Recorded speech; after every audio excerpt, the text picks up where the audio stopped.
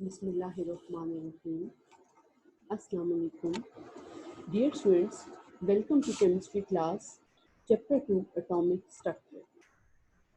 Today we are starting chapter 2, atomic structure, and our topic is introduction and discharge tube experiment and then production of cathode rays. Introduction, subatomic particles of an atom, discharge tube and its experiment, properties of cathode rays, and assignment. Let us start today's lecture. First of all, we will see that in the beginning of later on 19th centuries, Daltonian concept was modified by saying that atom is a complex unit made up of discrete parts. Atom is not simple and compact bodies as posed by Dalton. You are well familiar with Dalton's concept and its theory. But atom is a complex system and it is composed of fundamental particles of matter. Around about 100 particles have been discovered in an atom. Electron, proton, and neutron are three basic particles of an atom or subatomic particles of an atom, and they are whole time existing and important particles. As you people know, electrons are revolving around the nucleus in certain path, and proton and neutron, proton and neutrons are present inside the nucleus. Main subatomic particles. As we have discussed that atom is made up of subatomic particles, important are electron, proton, and neutrons. These three particles are part of an atom permanently. As they are permanently present in every atom, so they are called fundamental particles. As they are fundamental particles, so they are building blocks of an atom. Characteristics of an atom depends upon these fundamental particles. Besides these particles, round about 100 more particles have been discovered in an atom, and 36 particles have often seen, like electron, proton, neutron, electrino, anti-electrino, protino, antiprotino, neutrino, antineutrino, mesons, positrons, pions, and muons. These are the subatomic particles of an atom. Many of these subatomic particles are unstable and exist for a very short time and even for fraction of seconds only. These are unstable and have very short life. Discharge. What is discharge tube? Actually, a discharge tube is a glass tube and it is fitted with two metallic electrodes. यहाँ पे अगर आप देखें तो आपको नजर आ रहा होगा कि ये आपके पास क्या है, एक ग्लास की ट्यूब है. इसमें दो मेटालिक इलेक्ट्रोड्स हैं. ये एक को हमने एनोड कह दिया और ये आपके पास कैथोड है. ये जो आपके पास डिस्चार्ज ट्यूब है, इसको हम फिल करते हैं किसी गैस से, एयर से या वेपर से और अपने डिजायर्ड प्रेशर से. हम इसके प्रेशर को कंट्रोल कर सकते हैं by using this vacuum pump. ये वैक्यूम पंप लगा हुआ है, इसकी मदद से हम यहाँ पे इस डिस्चार्ज ट्यूब को एवेक्यूएट कर सकते हैं to create low pressure inside the tube. वापस आते हैं कि ये जो आपके पास दो इलेक्ट्रोड्स हैं, ये हाई सोर्स ऑफ ये एक कनेक्टेड है source of high voltage generator के साथ. यहाँ से आप इसको हाई वोल्टेज प्रोवाइड कर सकते हैं. अगेन आपने इसको कितना प्रेशर देना है और कितना वोल्टेज है, ये डिपेंड करता है आपकी रिक्वायरमेंट्स पे, प्लस ये डिपेंड करता है on the length of the discharge tube. Tube को हमने एडजस्ट किया है वैक्यूम पंप से to adjust the pressure accordingly. अब एक और बात अगर आप देखें तो ये यहाँ पे ये ग्लास सरफेस जो है ट्यूब की, ये फ्लोरेसेंस प्रोड्यूस होगा यहाँ पे when cathode rays strike it. जब कैथोड रेज डायरेक्टली इस ग्लास ट्यूब को आके स्ट्राइक करेंगे तो आपके पास यहाँ पे इस ग्लास ट्यूब पे ग्रीन कलर का, सब्ज रंग का ग्रीन कलर का फ्लोरेसेंस प्रोड्यूस होगा। फ्लोरेसेंस क्या है? फ्लैश ऑफ लाइट, एक चमक प्रोड्यूस होगी। अगर इस ग्लास ट्यूब की बजाय आप प्रॉपरली टिन की कोई स्क्रीन रख देंगे तो वो आपके पास येलो कलर की फ्लैश लाइट या येलो फ्लोरेसेंस प्रोड्यूस करेगी। अगर आप एल्यूमिना की स्क्रीन रखेंगे तो वो आपके पास रेड कलर की फ्लैश लाइट और फ्लोरेसेंस प्रोड्यूस करेगी।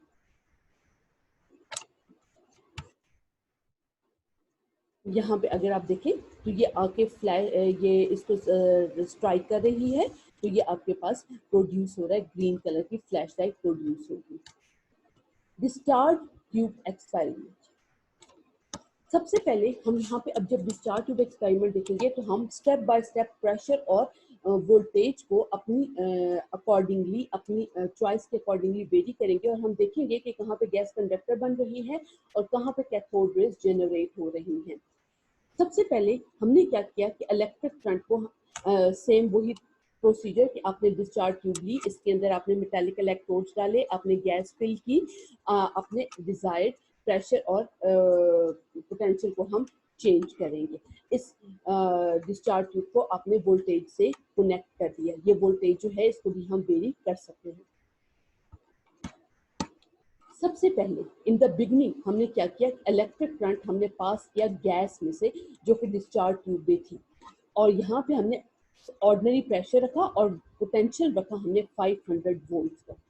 तो हमने क्या देखा कि यहाँ पे आपके पास गैस के अंदर कुछ भी नहीं हुआ, गैस मीन्स अनअफेक्टेड, गैस के अंदर कुछ भी तब्दीली नहीं आई। इट मीन्स कि gas didn't conduct electricity or low cathode rays have been produced. कुछ भी नहीं हुआ at ordinary pressure and high voltage. अब हम क्या करते हैं, प्रेशर को थोड़ा सा लो करते हैं और पोटेंशियल को थोड़ा सा हाई करते हैं। अब क्या होगा, eight low pressure and high potential gas becomes conductor and it starts glowing. अब गैस क्या होगी, कंडक्टर होगी और इसने ग्लो। अब वो कैसे हमें पता चला कि वो कंडक्टर हो गई है, क्योंकि इसके अंदर जैसे ये आपको नजर आ रहा है इस तरह का एक ग्लो प्रोड्यूस करना शुरू कर दिया है। अब जब गैस कंडक्टर बन गई है तो इसका मतलब है कि इसके अंदर से करंट ने फ्लो करना शुरू कर दिया है और यहाँ पे आपके पास इसने इमिट की है लाइट। और ये लाइट इमिशन सेम वही प्रोसीजर है जो कि आपके पास नियॉन साइन बोर्ड्स में इस्तेमाल होता है। अब यहाँ पे जब आपने प्रेशर बहुत ज्यादा लो कर दिया, पोटेंशियल हाई दे दिया, तो यहाँ पे क्या हुआ, सिर्फ आपकी गैस कंडक्टर बनी और उसने लाइट इमिट की। नियॉन साइंस जैसे आपके पास रोड साइंस नजर आते हैं, इस तरह के नियॉन साइंस होते हैं। सिंपली आपके घरों में जो ट्यूब लाइट्स हैं they are a discharge tube, उसके अंदर जो लाइट प्रोड्यूस होती है वो यूनिफॉर्म प्रोड्यूस होती है। क्यों वो यूनिफॉर्म प्रोड्यूस हो रही है, बिकॉज यहाँ पे आपके पास जो गैस है वो कंडक्टर हो गई है। इस स्टेज पे गैस कंडक्टर हो गई है but cathode rays are not produced yet. Next चलते हैं, हमने प्रेशर को थोड़ा सा और एडजस्ट किया है और वोल्टेज को भी। प्रेशर हमने थोड़ा सा और कम किया और कितना किया है, 0.01 टॉर्क, और वोल्टेज कितनी कर दी है, 5000 से 10,000 वोल्ट। अब क्या होगा, जो गैस डिस्चार्ज ट्यूब में थी जो कि वेरी लो प्रेशर पे थी और उसको हमने हाई वोल्टेज दिया, तो ये जो ओरिजिनल ग्लो प्रोड्यूस हुआ था लास्ट स्टेप में वो यहाँ पे आके क्या हुआ, डिसअपियर हो गया। It means now the gas is no more conductor. यहाँ पे अगर आप एक स्टेप पीछे देखेंगे, ये आपने कहा था ना कि यहाँ पे ये गैस कंडक्टर बन गई है, ये गैस कंडक्टर बन गई है और इसने इमिट की है लाइट। अब आपने क्या है, जब आपने प्रेशर और कम किया, वोल्टेज बढ़ा दी, तो गैस का जो ओरिजिनल ग्लो था जो लास्ट स्टेप में प्रोड्यूस हुआ वो क्या हुआ, डिसअपियर हो गया। इट मींस कि गैस अब कंडक्टर नहीं रही, अभी तक कोई कैथोड रेज भी प्रोड्यूस नहीं हुई। क्वेश्चन अराइज ये हो रहा है कि क्यों ओरिजिनल ग्लो डिसअपियर हुआ, why that glow disappears that have been produced in the last step. This is because अब आपने जब प्रेशर कम किया तो प्रेशर कम बेसिकली कैसे होता है, when you remove gas from the discharge tube. It means कि अब आपके पास गैस मॉलिक्यूल बहुत ही ज्यादा कम हो गए हैं। नेक्स्ट क्या है, हम प्रेशर को थोड़ा सा और रिड्यूस कर देते हैं। जब हमने प्रेशर को और रिड्यूस कर दिया तो हमने देखा अभी भी कोई इमिशन ऑफ लाइट प्रोड्यूस नहीं हुई। इट मीन्स कि gas is no more conductor.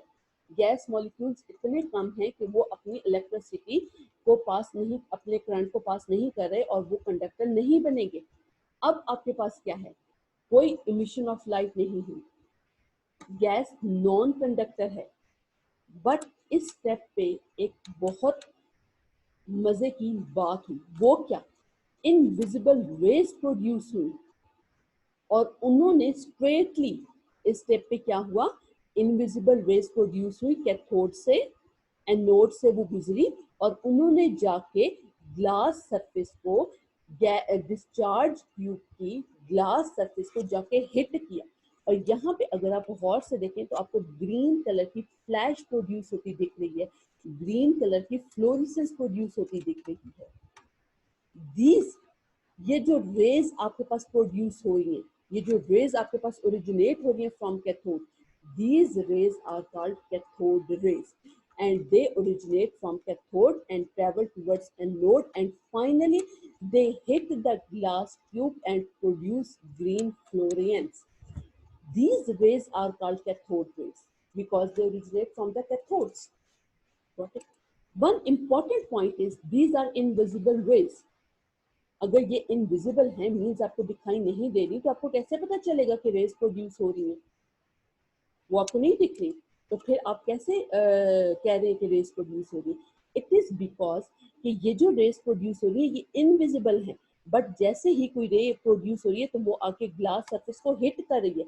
जब हिट कर रही है तो ये जो ग्रीन कलर का फ्लोरेसेंस प्रोड्यूस हो रहा है, ये हमें बता रहा है कि यहाँ पे कुछ यूनिक सी चीज प्रोड्यूस हुई है, कुछ अनयूजुअल सी चीज प्रोड्यूस हुई है, एक इनविजिबल रेज प्रोड्यूस हुई है and these invisible rays are named as cathode raise.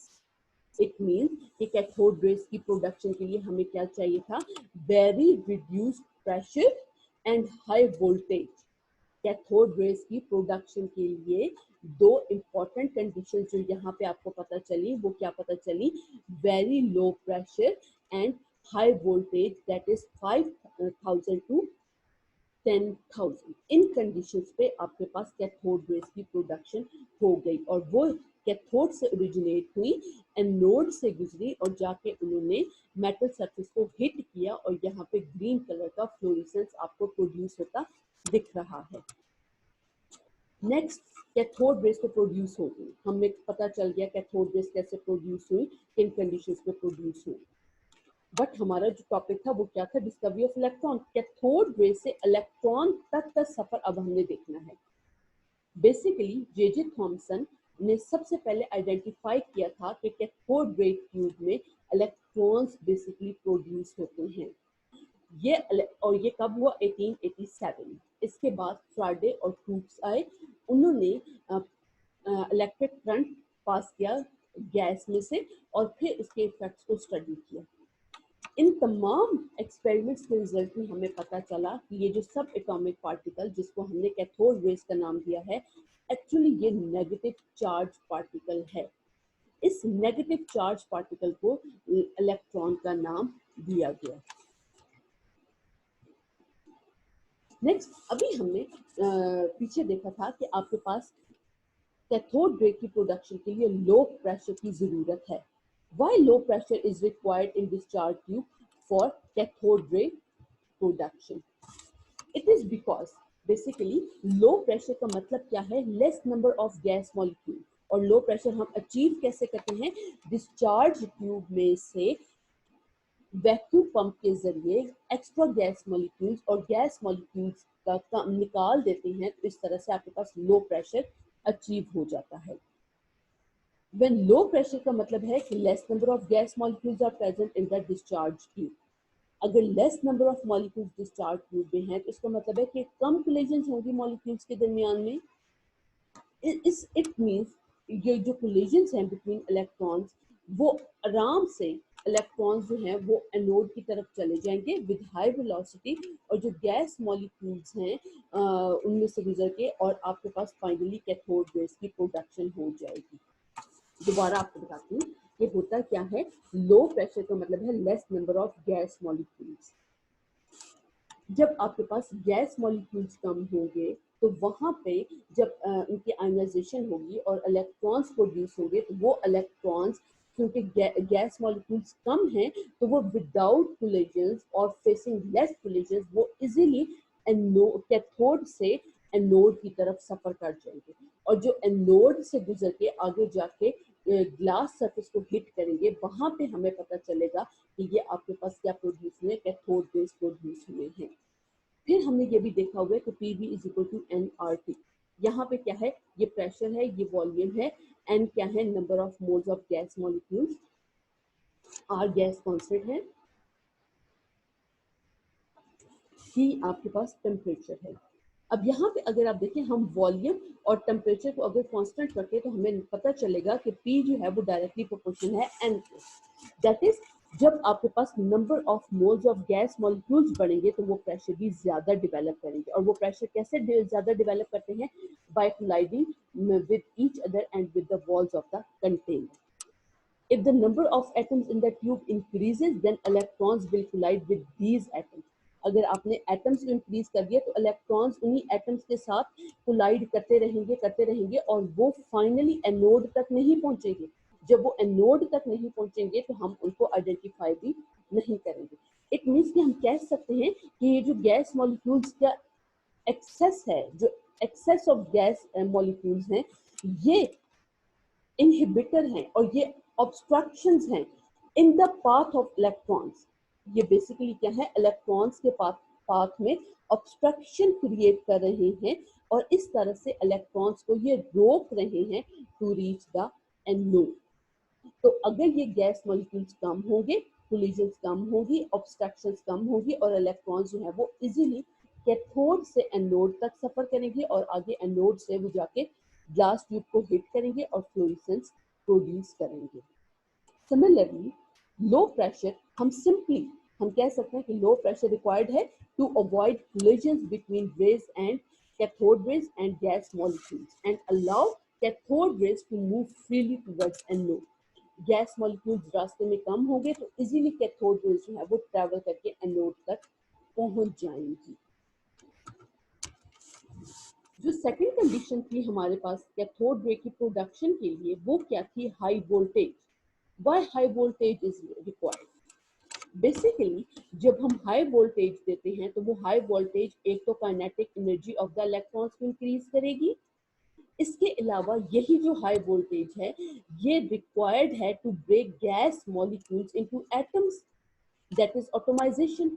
Gas molecules जो हैं वो इसी हाई वोल्टेज को यूज करते हुए एटम्स में कन्वर्ट हो गए हैं। अब जब ये एटम्स में कन्वर्ट होंगे तो इन्हीं एटम्स के अंदर आयोनाइजेशन होगी, दैट इज इनके आउटर मोस्ट शेल से इलेक्ट्रॉन्स रिमूव होंगे। ये जो इलेक्ट्रॉन्स रिमूव हुए हैं यही तो बेसिकली आपके पास कैथोड रेज है, यही तो इलेक्ट्रॉन्स की डिस्कवरी है। तो इसका मतलब है कि हाई वोल्टेज हमें कहाँ कहाँ पे काम आएगी, काइनेटिक एनर्जी को बढ़ाने में, breakdown of gas molecules into atoms, and third to carry out the ionization of gas molecules and to remove the electrons from their outermost shell. Now next topic is properties of cathode rays. First property is cathode rays are negatively charged particles. कैसे हमें पता चला कि cathode rays carry negative charge? Basically J Perrin ने 1895 में सबसे पहले ये बताया था कि कैथोड रेज जो हैं वो डिफ्लेक्ट हो जाती है मैग्नेटिक फील्ड में। इसके बाद जे जे थॉमसन ने 1897 में बताया कि ये रेज एनोड की तरफ डिफ्लेक्ट हो जाती हैं। इट मींस कि itself they are carry negative charge, क्योंकि वो पॉजिटिव एंड की तरफ जा रही हैं, and they produce greenish fluorescence on striking the walls of the glass tube. अब अगर ये आप देखें तो यहाँ पे ये कैथोड है, ये एनोड है, यहाँ पे ये रेज प्रोड्यूस हुई हैं और ये आपके पास स्ट्रेट लाइन में ट्रैवल कर रही थी। अब जब आपने इनको फील्ड अप्लाई किया है, ये देखिए स्ट्रेट लाइन में ट्रैवल करी, अब आपने इनको फील्ड अप्लाई किया, ये positive charge. Cathode rays negative charge है तो वो पॉजिटिव एंड की तरफ बेंड होगी।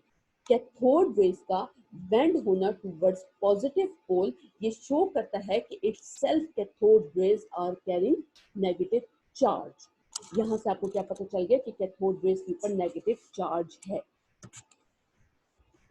Next is cathode rays travel in straight line.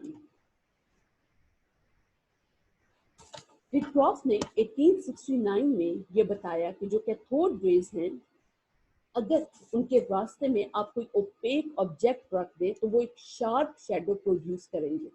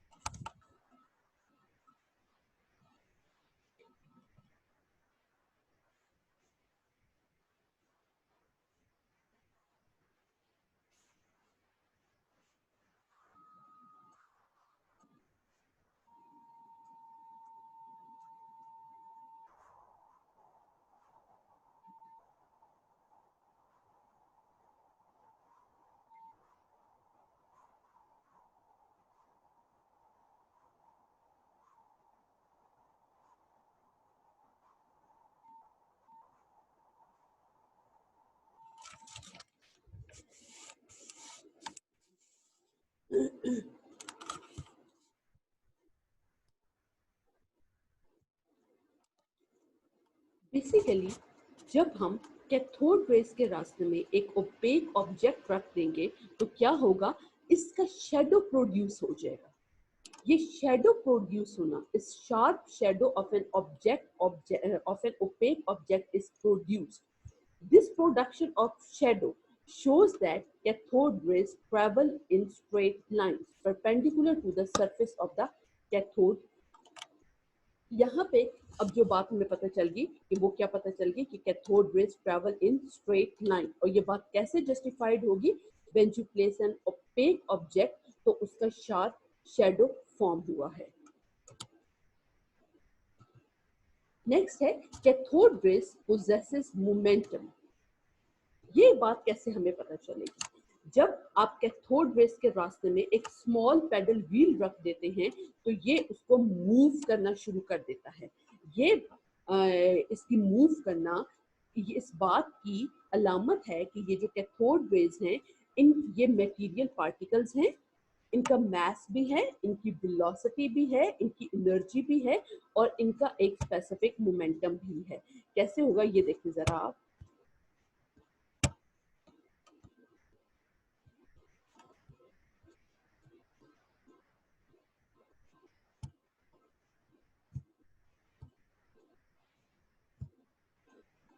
ये अगर आपको नजर आ रहा है कि यहाँ पे ये कैथोड रेज के रास्ते में एक स्मॉल पैडल व्हील रख दिया गया है और ये उसको क्या कर रहा है, मूव करवा रहा है, ये उसको ड्राइव कर रहा है। ये इस पैडल व्हील का ड्राइव होना क्या शो कर रहा है कि कैथोड रेज के पास मोमेंटम भी है, इनके पास मास भी है, इनके पास वेलोसिटी भी है। और फाइनली हम क्या कहेंगे कि जो कैथोड रेज हैं वो आपके पास क्या है, मटेरियल पार्टिकल्स हैं। यहाँ से आपको कैथोड रेज की कितनी प्रॉपर्टीज पता चल गई कि cathode rays can derive small paddle, they are material particles, they possess mass, velocity and momentum।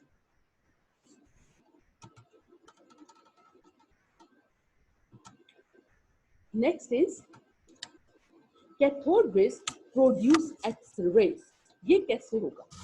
Cathode rays can produce X rays when they strike with anode, और स्पेसिफिकली कौन सा anode? Anode with larger atomic mass. वो anode जिनका atomic mass बहुत ज्यादा हो, यानी कि आपने एनोड किसी ऐसी मेटल का लेना है जिसका एटॉमिक मास बहुत ज्यादा है, तो उस पे जब आके कैथोड रेज हिट करेगी तो आपके पास क्या प्रोड्यूस होगी? एक्स रेज प्रोड्यूस होगी। एट द सेम टाइम ये जो कैथोड रेज हैं ये हीट भी कर देती हैं, और ये जब किसी प्लाटिनियम फॉइल पे गिरती हैं तो उसको ग्लो भी करती हैं और उसको हीट अप भी कर देती हैं। अगर आप देखें तो ये आपके पास कैथोड रेज से एक्स रेज की प्रोडक्शन शो हो रही है। यहाँ से ये कैथोड रेज आई, उन्होंने एनोड को स्ट्राइक किया और ये आपके पास क्या प्रोड्यूस हो गई? एक्स रेज प्रोड्यूस हो गई। दोबारा देखिए, ये इलेक्ट्रॉन्स हैं, उन्होंने जाके एनोड को हिट किया और आपके पास क्या प्रोड्यूस हुई? एक्स रेज प्रोड्यूस हो गई। अब दोबारा इनको देखिए, कैथोड रेज, उन्होंने जाके एनोड को हिट किया और उसके नतीजे में आपके पास क्या प्रोड्यूस हुई? एक्स रेज प्रोड्यूस हो गई। नेक्स्ट प्रॉपर्टी क्या है कि कैथोड रेज कैन कॉज और कैरी अ केमिकल चेंज। कैसे? Cathode rays can ionize gases. Ionization is a chemical change. इसके अलावा जब ये किसी मेटल पे गिरेगी तो उसमें से आयोनाइजेशन क्रिएट करेंगी। At the same time they have the penetration ability in the metallic sheets of aluminium and gold. ये एल्यूमिनियम और गोल्ड की मेटालिक शीट्स में पेनिट्रेट हो सकते हैं। Now we will look at charge to mass ratio of an electron. J.J. Thomson ने determine किया E over m value of an electron. What is E over m value? Charge, E represents charge and m represents mass. That is charge over mass ratio जो है वो electron की क्या है, वो सबसे पहले J.J. थॉमसन ने डिस्कवर की। और J.J. थॉमसन ने हमें क्या बताया कि आपके पास एटम्स के अंदर, हर एटम के अंदर इलेक्ट्रॉन मौजूद है और उसकी E over m वैल्यू जो है वो कितनी है? 1.7588 into 10⁻11 कूलम्स पर kg। बट एवर जो गैस और वेपर्स हैं डिस्चार्ज ट्यूब में, और जो कैथोड रेज हैं और जो इलेक्ट्रॉन्स हैं वो हमेशा सेम रहेंगे। क्या वो आपको बता रहे हैं कि आपके पास डिस्चार्ज ट्यूब में आप जो मर्जी गैस ले लें, किसी भी तरह के वेपर्स ले लें, जो कैथोड रेज प्रोड्यूस होगी वो हमेशा एक जैसी ही होगी। क्यों? Because they are basically electrons. Cathode rays are basically electrons, और इलेक्ट्रॉन्स की नेचर तमाम मैटर में, तमाम एटम्स में सेम होती है। So E over m ratio of an electron remains same whichever gas or vapors are used in the discharge tube.